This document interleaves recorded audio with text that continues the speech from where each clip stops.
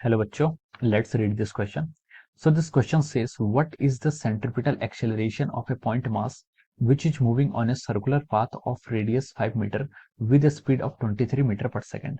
Option A 106 meter per second square, option B 90 meter per second square, option C 60 meter per second square and option D is our none of this. Okay, तो चलिए बच्चों अब हम इस question को start करते हैं।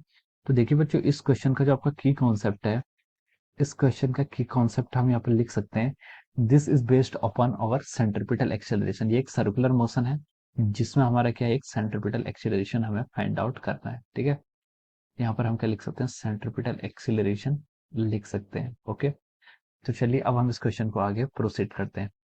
तो देखिए इस क्वेश्चन में क्या होगा, इस क्वेश्चन में हमसे पूछा सेंट्रिपिटल एक्सेलरेशन किसी पॉइंट मास का डिफाइन करना है। तो देखिए सेंट्रिपिटल एक्सेलरेशन होता है क्या है, जब कोई बॉडी आपका सर्कुलर मोशन करती है, कोई बॉडी आपका सर्कुलर मोशन करती है तो उस पर क्या लगता है, एक एक्सेलरेशन लगता है, या पहले एक फोर्स लगता है जो कि आपके सेंटर की तरफ लगता है। उस फोर्स को हम क्या बोलते हैं, सेंट्रिपिटल फोर्स बोलते हैं। ठीक है, उस फोर्स को हम क्या बोलते हैं, सेंट्रिपिटल फोर्स बोलते हैं, जिसका जो मैग्नीट्यूड होता है वो क्या होता है आपका M V square divide by R. ठीक है, where v is the linear speed of the body and r is the radius. ठीक है, r रेडियस होती है। तो जो फोर्स आता है उस फोर्स के करस्पॉन्डिंग आपका एक एक्सेलरेशन भी आएगा। ठीक है, जिसको हम एम ए सी बोल देते हैं, मास टाइम्स एक्सेलरेशन। ठीक है, ये आपका किसके इक्वल आ जाएगा, ये आपका M V square by R के इक्वल आएगा।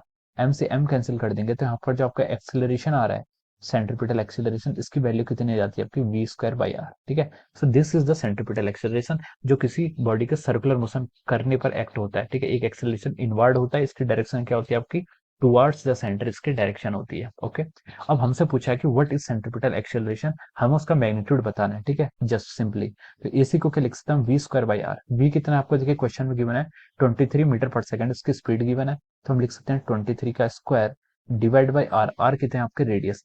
रेडियस आपको यहाँ से 5 मीटर गिवन है। ठीक है, अब देखिए 23 का स्क्वायर कितना होता है आपका 529 डिवाइड बाई 5 करेंगे इसको। ठीक है, तो ये कितना आ जाएगा आप यहाँ से देखिए, ये आ जाएगा देखिए 105 125 और 0.8, हाँ 0.8 ही आएगा। ठीक है, मीटर पर सेकंड स्क्वायर, ये आपका एक्सेलरेशन हो जाएगा 105.8 metre.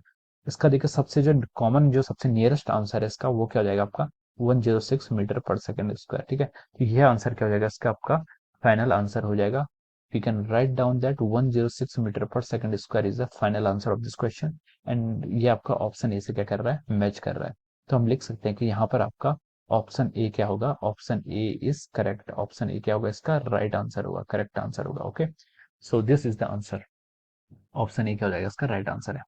So I hope you all understood this concept. All the best and thank you so much.